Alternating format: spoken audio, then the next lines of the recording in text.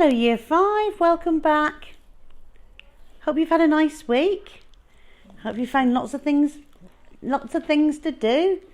And lots of places to go and explore and enjoy the sunshine, hopefully. We've had a nice week. And Rusty's just relaxing today. He's got his best teddy, his favourite teddy and his favourite ball. And he's just totally chilled and relaxed, curled up, ready to find out what's happened to Bertie and the White Lion. Looking forward to see how this story goes. I hope you are too. So get yourself as comfy as Rusty. Rusty's very comfy. He's almost asleep. And settle down, and here we go for the next instalment of The Butterfly Lion. Okay, so the story so far. We have a young boy running around from school who meets a mysterious old lady, takes him to her house for tea and cakes, and she tells him the story, or starts to tell him the story of Bertie.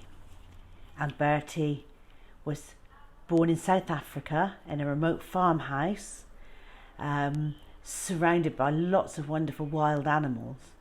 His mother was a bit unwell. His father was away a lot protecting his cattle from the wild animals, and Bertie was quite lonely until he adopted a very rare white lion cub that had been orphaned. And so he's quite happy with his lot in life and grows very, very close to his little lion. His mother gets better and life seems good until he is sat down by his father, who's quite a cold, distant man, and told he will be going to school in England, and that the lion cub is being sent to a circus. And Bertie is absolutely distraught at the thought that his lion is going to be going to a circus, that he won't be looked after and he'd be behind bars. And we ended it where he was looking at his parents, knowing that their minds were made up. Okay, and this is where we'll take it up from again. For Bertie, the betrayal was total. That night, he made up his mind what had to be done. He waited until he heard his father's deep breathing next door. Then, with his white lion at his heels, he crept downstairs in pyjamas, took down his father's rifle from the rack, and stepped out into the night. The compound gate yawned noisily when he pushed it, but then they were out and running free. Bertie had no thought of the dangers around him, only that he must get as far away from home as he could before he did it. The lion padded beside him, stopping every now and again to sniff the air. A clump of trees became a herd of elephants, wandering towards them out of the dawn. Bertie ran for it. He knew how elephants hated lions. He ran and ran till his legs could run no more. As the sun came up over the veld, he climbed to the top of the kopje and sat down, his arm around the lion's neck. The time had come. "Be wild now," he whispered. "You've got to be wild. Don't come home. Don't ever come home. They'll put you behind bars. Do you hear what I'm saying? All my life I'll think of you. I promise I will. I won't ever forget you." And he buried his head in the lion's neck and heard the greeting groan from deep inside me. He stood up. "I'm going now. Please don't follow me." And Bertie clambered down off the kopje and walked away. When he looked back, the lion was still sitting there watching him.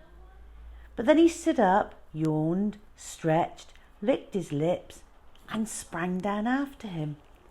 Bertie shouted at him, but he kept coming. He threw sticks, he threw stones, but nothing worked. The lion would stop, but then as soon as Bertie walked on, he simply followed at a safe distance.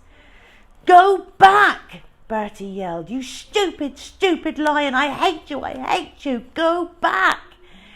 But the lion kept lolloping after him, whatever he did, whatever he said. There was only one thing for it. He didn't want to do it, but he had to. With tears filling his eyes and his mouth, he lifted the rifle to his shoulder and fired over the lion's head. At once the lion turned tail and scampered away through the veld. Bertie fired again. He watched till he could see him no more, and then he turned for home. He knew he'd have to face what was coming to him. Maybe his father would strap him. He'd threatened it often enough. But Bertie didn't mind. His lion would have a chance of freedom. Maybe not much of one, but anything was better than the bars and whips of a circus. They were there, waiting on the veranda. His mother in her nightgown, his father in his hat, his horse saddled, ready to come after him.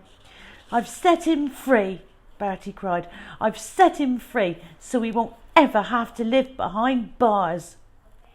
He was sent to his room at once, where he threw himself on his bed and buried his face in his pillow.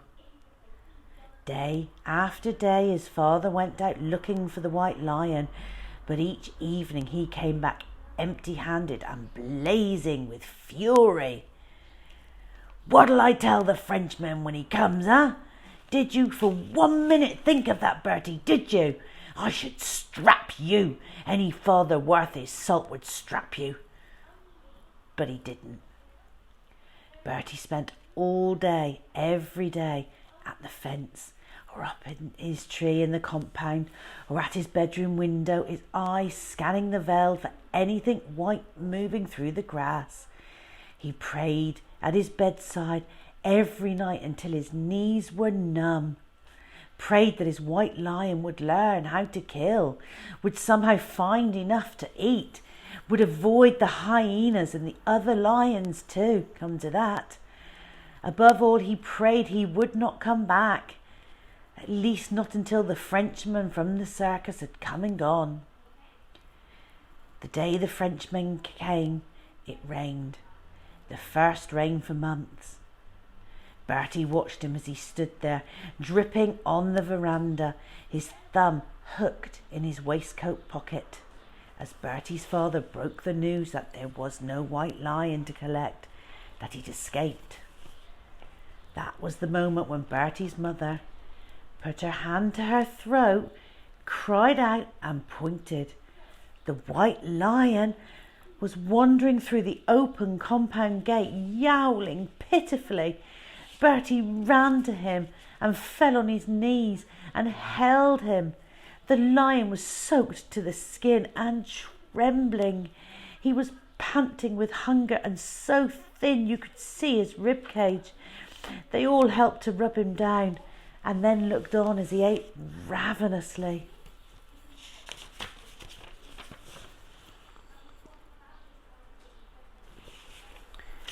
"Incroyable, magnifique," said the Frenchman, "and white, just as you said, white like the snow, and tame too. He will be the star of my circus. I shall call him Le Prince Blanc, the White Prince. He will have all he needs, all he wants, fresh meat every day, fresh straw every night.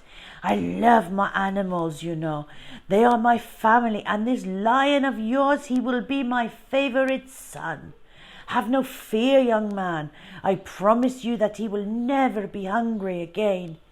He put his hand on his heart.